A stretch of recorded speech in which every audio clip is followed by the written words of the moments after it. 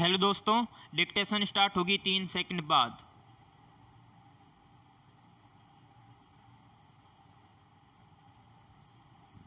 Start.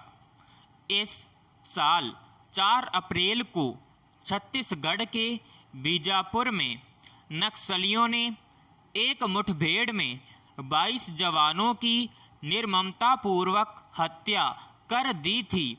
इस घटना के तुरंत बाद देश के गृह मंत्री का एक घिसा-पिटा बयान आ गया था कि जवानों का बलिदान व्यर्थ नहीं जाएगा। पिछली सरकारें भी भारत की आंतरिक सुरक्षा के लिए नक्सल समस्या को सबसे बड़ी समस्या बताती रहीं। ऑपरेशन ग्रीन हंट के तहत आदिवासी समाज के युवाओं को नक्सलियों से निपटने के लिए सीधे उनके हाथ में बंदूकें थमा दी गई थीं, लेकिन हुआ कुछ नहीं। इसी प्रकार 6 अप्रैल 2010 को छत्तीसगढ़ के दंतेवाड़ा में सीआरपीएफ की एक पूरी कंपनी, जिसमें 75 जवान थे, को नक्सलियों ने चारों तरफ से घेर कर मार डाला था। महाराष्ट्र के गढ़चिरौली में सड़क निर्माण ठेकेदारों के वाहनों में आग लगाने की घटनाएं अक्सर होती ही रही हैं। हर बार ऐसी दुखद घटनाओं के बाद गृह मंत्री प्रधानमंत्री का घिसा-पिटा बयान आ जाता है, जैसे नक्सलियों ने हताशा में यह कायराना हमला किया है। हमें अपने जवानों की बहादुरी पर गर्व है। इनका सर्वोच्च बलिदान व्यर्थ नहीं जाएगा, आदि आदि।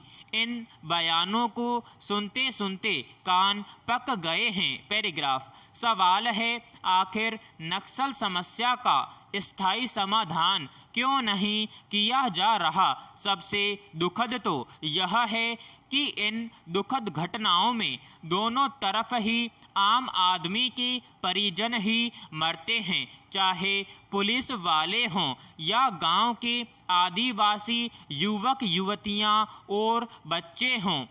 वास्तविकता यह है कि नक्सलवाद के नाम पर इन खूनी लड़ाइयों में नक्सलवादी कम, वहां के निर्दोष गांव वालों, उनके युवा लड़कों और लड़कियों को नक्सलवादी होने के शक में मार दिया जाता है। उनके साथ बलात्कार जैसी लोमहर्षक घटनाएं होती हैं। यक्ष प्रश्न यह भी है कि पिछले 7.5 दशकों में इन आदिवासी इलाकों का विकास क्यों नहीं हुआ? इन इलाकों का विकास करने से सत्ताधारियों को किसने रोक रखा था? विकास का मतलब केवल सड़क, पुल, बड़ी बड़ी इमारतें और ऊंचे टेलीफोन टावर बनवाना ही नहीं होता है, अपितु गरीबी से अभिशापित आदिवासी समाज के बच्चों को शिक्षा, अच्छे स्वास्थ्य के लिए अस्पताल, रोजी रोटी के लिए रोजगार भी चाहिए। आदिवासियों की हालत आज भी इतनी दयनीय है जैसे वे पिछले इस देश के नागरिक ही नहीं हैं। उन्हें अपना जीवन जीने का अधिकार ही नहीं मिला है। इन सुदूर आदिवासी इलाकों में पूंजीपतियों की गोद में खेल रही सरकारों को सड़क और पुलिया बनाने की अब सुध आई है। सच्चाई तो यह है कि ये सड़कें और पुलिया आदिवासी पिछड़े समुदाय के विकास के लिए नहीं, बल्कि जंगलों और धरती में छिपी अकूत खनिज संपदा को उद्योगपतियों के हवाले करने के लिए बनाई जा रही हैं। आदिवासी समाज भी अब सरकारों की इन चालों को समझने लगा है। पैराग्राफ। बाल मजदूरी के खिलाफ जागरूकता फैलाने के उद्देश्य से हर साल 12 जून को विश्व बाल श्रम निषेध दिवस मनाया जाता है। इस दिवस का मकसद 14 वर्ष से कम आयु के बच्चों से काम न कराकर उन्हें पढ़ने लिखने के लिए जागरूक और प्रेरित करना है। संयुक्त राष्ट्र की एक रिपोर्ट बताती है कि 2 दशकों में पहली बार बाल श्रमिकों की संख्या में बढ़ोतरी हुई है। दुनिया भर में बाल मजदूरों का आंकड़ा अब 16 करोड़ पहुंच गया है। पिछले 4 वर्षों में इस संख्या में 84 लाख की अप्रत्याशित वृद्धि हुई है। वर्ष 2000 और 2016 के बीच बाल मजदूरों की संख्या में 9 करोड़ 40 लाख की कमी दर्ज की गई थी, मगर गिरावट का यह रुझान अब पलट गया है। हाल में जारी एक रिपोर्ट के मुताबिक कोरोना महामारी के कारण लाखों अन्य बच्चों पर जोखिम मंडरा रहा है। पैराग्राफ।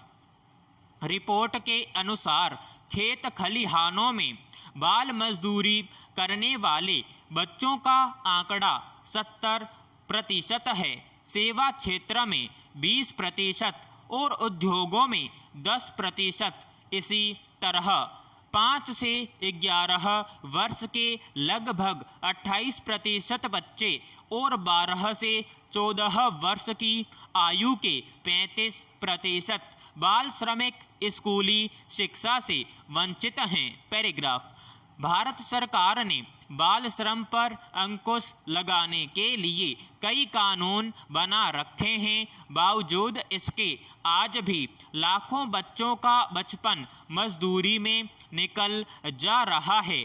देश के विभिन्न क्षेत्रों में छोटे स्तर पर होटलों, घरों व फैक्ट्रियों में काम कर या अलग अलग व्यवसायों में मजदूरी कर लाखों बाल श्रमिक अपने बचपन को तिलांजलि दे रहे हैं। घरेलू कार्य के अलावा पटाखे बनाने, कालीन बुनने, वेल्डिंग करने, ताले बनाने, कांच उद्योग, हीरा उद्योग, माचिस, बीड़ी बनाने, ढाबों में झूठे बर्तन धोने जैसे कामों में बच्चे लगे हैं। इन्हें न तो समाज का कोई संरक्षण मिला है और न ही सरकारी स्तर पर प्रभावी रोक की कोई व्यवस्था है।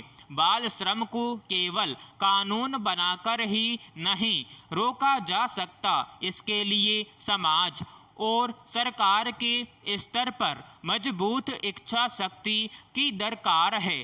तभी हम इस कुत्सित प्रथा से मुक्त हो सकेंगे। पैराग्राफ।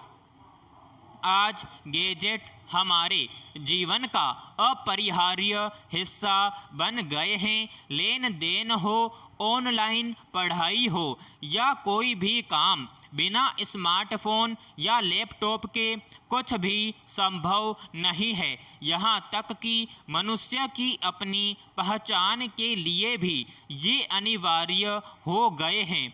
हर व्यक्ति मोबाइल से जुड़ गया है। तकनीक के बदलते दौर और वर्तमान महामारी जनित कारणों को देखते हुए स्कूली शिक्षा के संदर्भ में एक डिजिटल शिक्षा नीति जैसे मसले भी सामने आए।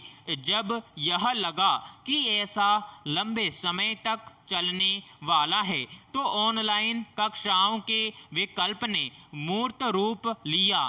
स्कूली बस्ते की तरह मोबाइल भी अनिवार्य बन गया है। 75% ई साक्षरता अब हमारी उपलब्धियों में जुड़ गई है। राजनीति से लेकर तमाम वैश्विक सम्मेलन भी वीडियो कॉन्फ्रेंसिंग से हो रहे हैं। जाहिर है हमारे जीवन अब तेजी से डिजिटल दुनिया का हिस्सा बनता जा रहा है, लेकिन सबके लिए डिजिटल पहुंच अभी भी बड़ी समस्या है।